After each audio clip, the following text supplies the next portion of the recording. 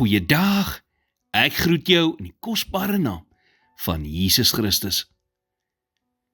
Klaagliedere 3 vers 22 en 23 sê, dit is die goedertierenhede van die Here, dat ons nie omgekom het nie, want sy barmhartighede het geen einde nie. Hulle is elke môre nuut. U trou is groot. Daar is iets aangrypends rondom hierdie skrifgedeelte. En dit is dat dit nie in 'n tyd van voorspoed geskryf is nie, maar nadat Jerusalem vernietig is. Die tempel is weg, die mense is in ballingskap weggevoer. Alles wat God se getrouheid aan Israel verteenwoordig het, is afgebreek.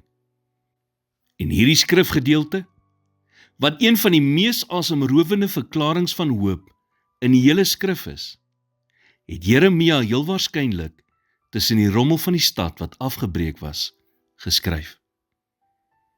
Hierdie woorde is nie optimisme van iemand met wie dit goed gegaan het nie. Nee, dit is geloof van iemand wat amper alles verloor het. En toe ontdek het, dat die genade van God nie onder die dinge was wat hulle verloor het nie. God se barmhartigheid en trou is elke môre nuut. Nie wanneer jy dit verdien nie. Nie wanneer jy alles bymekaar het nie. Nie wanneer omstandighede beter is nie. Elke oggend verskyn God met 'n vars voorraad van genade. Ten spyte van dit wat Jeremia om hom gesien het hy dit in elk geval verklaar. Nie as 'n gevoel nie, maar as 'n keuse in wat hy geweet het, waar is oor God. Selfs wanneer die omstandighede om hom iets anders verklaar het.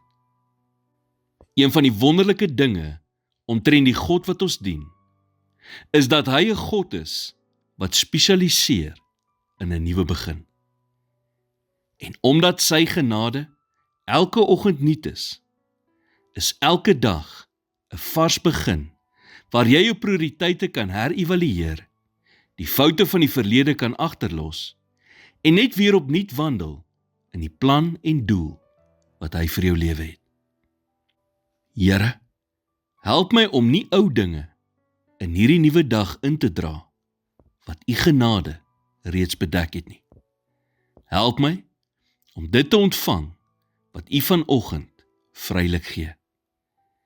Ek wil nie leef onder die gewig van wat u reeds vergewe het en wat verby is nie. U genade is vanoggend nuut. Ek ontvang dit in Jesus naam. Amen.